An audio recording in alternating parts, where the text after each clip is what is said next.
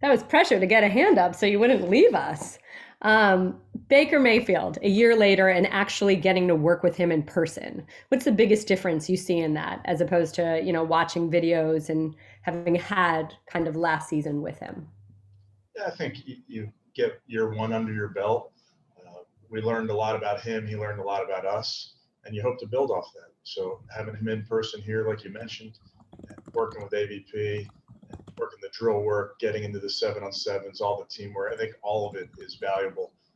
Great opportunities to communicate at the line of scrimmage, in the huddle, etc. So I think he's like all the players that are here are really getting better. Okay, you said you learned a lot about him. What's one very specific thing you learned about him once you had him in person? This year or last year, the Let's do this year. You just made it harder for yourself. I would have taken whatever. hard at specifics. Yeah, he's throwing the ball really well. I do think, Aditi, what I would tell you is anytime for any player, when you have comfort in what you're doing, you can cut it loose. And specifically in Baker's case, I think that is true. Also, you think about some of our young players, rookies especially, they don't have a firm grasp on it. So it's hard to play fast when you're thinking. So as year two in this system for Baker, you hope that there's a comfort level where his play happens fast. The processing happens fast. How was that for specific? It was. I'll give you a C. See, Thank you, Aditi. Our next question will be from Nate Ulrich. Hey, Kevin. I know we asked you about this last week. With the NFL put out new, COVID protocols. It's been agreed to with the players union. So do you have an update with your guys coming in, presumably getting physicals? Do you have an update on the number of players who are vaccinated? Yeah, Nate, I'm not going to share the number. We're not 100%. So we're going to make sure that we continue to educate our guys on how this can help themselves, their families. We talked about its competitive advantage. But we want to make sure that they have a ton of information as they make their choice. But I'm not going to get into the specifics of who's vaccinated, unvaccinated, that type of thing. There was a statistic put out there by the league's network. But I think 16 of the 32 teams have more than 51 players vaccinated. Are you willing to say which side of that the Browns are on? I'll confirm whatever the league said. We're higher than 51. Thank you. Thanks, Nate. We'll go to Daryl Ryder next. Hi, Coach. I asked this because I don't think we're going to get to talk to you tomorrow. But since we're kind of here at the end of the off-season program, could you just maybe touch on, did you get everything done that you had hoped to get done? And how good do you feel about where you're at as you get ready to go into the 6-week vacation before training camp? Yeah, we have plenty of work to do, Daryl. We worked very hard. We got another day tomorrow. But the guys that were here, the guys on the Zoom call, wherever the guys were working, I know they worked really hard. So we covered ground even today, got a lot of good situational work in today. So I'm not going to tell you how I feel overall. I just know there's a ton of work left to do. And you're right. We got a day tomorrow, then there's a break, and then we got to get ready to roll because it comes at you fast. You talked about Odell a little bit yesterday and the progress and how incredible it is that he's only 7 months away out of surgery and he's able to do what he's able to do. Saw him out there jumping around a little bit today, doing what he does. It certainly looks like he's going to be ready to go for training camp. Was having him do a little more today part of testing just what he's able to do? And how comfortable are you with him being full go now? Yeah, we weren't testing him. This is all just part of the rehab, part of the process. And he's coming off of that surgery. And as you know, he works really, really hard. So I think he's progressing nicely. And then we'll see where he is once training camp rolls around. Thanks. Thanks, Daryl. Mary Kay Cabot is up. Yeah, Coach, can you, when you look out there, you see some really good competition for that third receiver spot behind Odell and Jarvis. Some nice catch by Cadero today. Donovan looks pretty good. Can you just address that third receiver spot a little bit? Yeah, competition is great, Mary Kay. And I really do think we have it at a bunch of positions, not just the wide receiver position. So those guys push each other. They know that everybody, when they walk in this building, myself included, you're fighting for a job. And that's the competitive nature of this game. And I think it just pushes everybody to elevate their game. With so many good receivers, I mean, can you see maybe more 3 wides, 4 wides this year perhaps than you did last year? I think we'll see, Mary Kay, see how the roster comes out, and then, play to your strengths. It's what we tried to do last year. We'll certainly try to do this year. And again, I think that's something that will that'll become apparent as we start playing the games. Okay, thank you. Thank you, Mary Kay. Marla Ridenour, we'll go to you.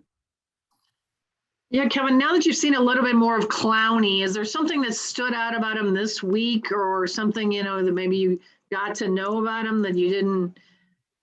He seems to be really taking to the team and the camaraderie of everything. He seems to have a lot of joy the way he plays the game. Anything stick out to you?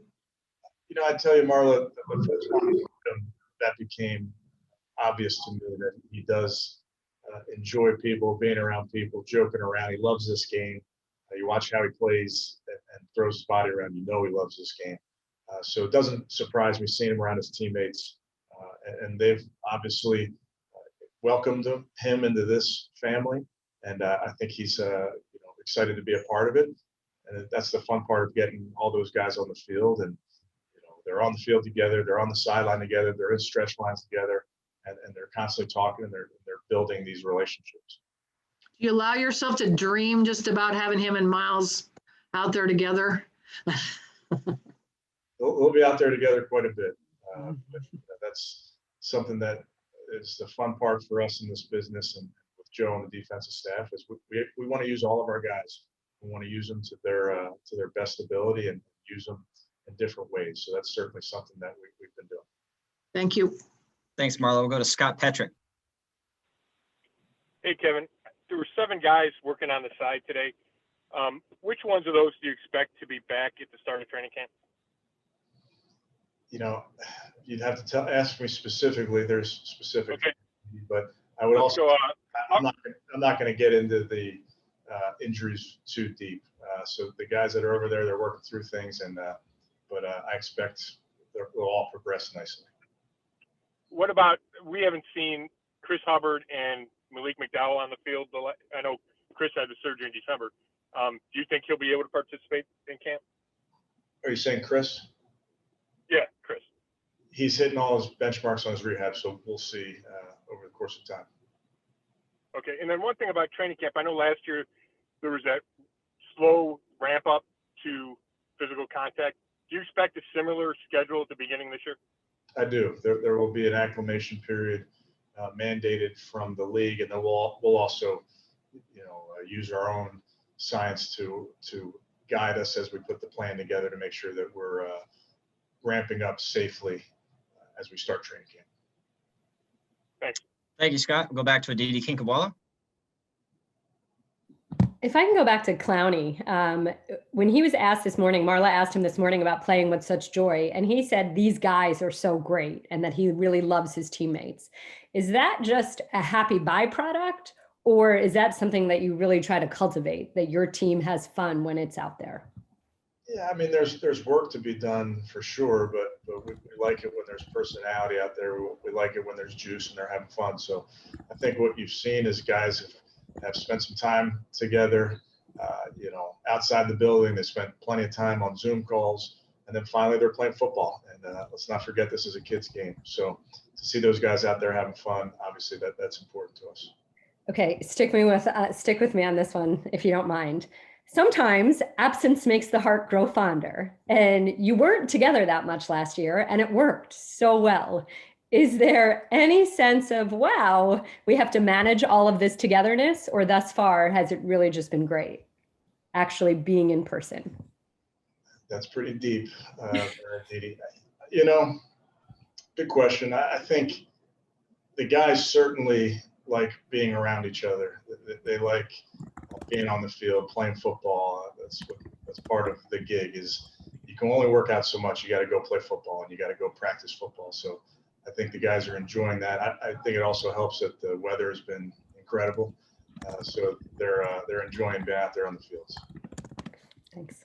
Thank you, Aditi. We'll take three more. Nate Ulrich, Mary Kay Cabot, Tony Grossi. Nate?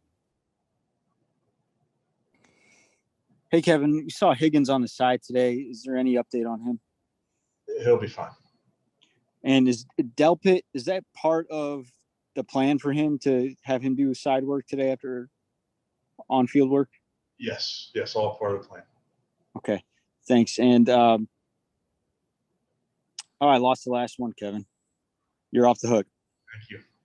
All right, Nate, thank you. We'll go to Mary Kay Cabot. Yes, since this is the last time we will be talking to you at this mini camp, can you kind of give us an idea of what your marching orders for your players will be when you send them forth after tomorrow and you won't be seeing them again until the end of July? Yeah, I mean, I got to think through it first, Mary Kay, but obviously anytime you send your players away for some time, the message of making sure they're staying in shape, making sure they're staying safe, obviously will be a big part of it. So it's a really good break that the NFL has and has had for years where it's time to go charge the battery because as we all know, you all know on this call that it's a long season and it got longer by a game in the regular season. So really want to make sure when we're away from this building that we get to recharge while maintaining the shape that these guys are in and just charge that battery and get ready. Thank you. Thanks, Mary Kay. To Tony Grossi. Hope you can hear me. Kevin, obviously you have a tremendous confidence in Joe Woods because he was one of your first hires. To people who say, what do you say to people who say he's on the hot seat because he's got all these pieces that he didn't have a year ago? How would you answer that? He's not on a hot seat with you, obviously, but he's kind of like the man on the spot in a way to externally. Well, I don't answer to the external people. That's the first thing I tell you, Tony. But I'm on the hot seat. We're all on the hot seat. The second we walk in this building, we got to fight for everything we get. We're earning it every day. So that's no different for myself, all of our players. That's my mentality. And can you put a percentage as to how much of his defense we actually saw last year? Without having maybe all the parts he wanted, how much more we might see this year? Yeah, I wouldn't put a percentage on it, Tony, but I will tell you, year one to year two, you evolve for sure. That's what we're doing. Offensively, we're definitely doing it. Defensively, mindful of adding some new players to the scheme. But we're constantly evolving it. And I'd go to having the entire staff back is a big deal, Tony, so that our defensive staff, 1 year under the belt together, I think we're so much farther ahead as a staff in terms of what we want to do, how we communicate, how we get to the players, et cetera. So I think that's a big deal as well. All right. Thank you. Thanks, Tony. It looks like Nate was able to get his last question back. We'll wrap up with him.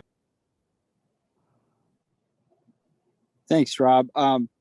Kevin, I was actually going to ask you about Joe Woods too. So with all the moves you guys made on defense, how excited are you to kind of see maybe, the vision of the defense that you and Joe talked about when you were hiring come to life a little bit more? And I know in the in-house TV show that you guys do, you had some funny like one-liners for him during the draft and stuff. Just how excited is he? And how much are you messing with him about, all these new faces that Andrew Berry's gotten for him? Yeah, I'll tell you, Joe and the defensive staff, they're excited. And I will tell you though, we got a lot of work to do as a team. Joe and I were talking about that on the field today. We got a lot of work to do. And there's another practice tomorrow. Training camps on the horizon. So we're going to make sure that we focus on the work. But just in terms of the players we've added, of course, we've talked about that before. We're excited to add these guys to all levels of the defense. And now it's a matter of getting to work and seeing who can do what.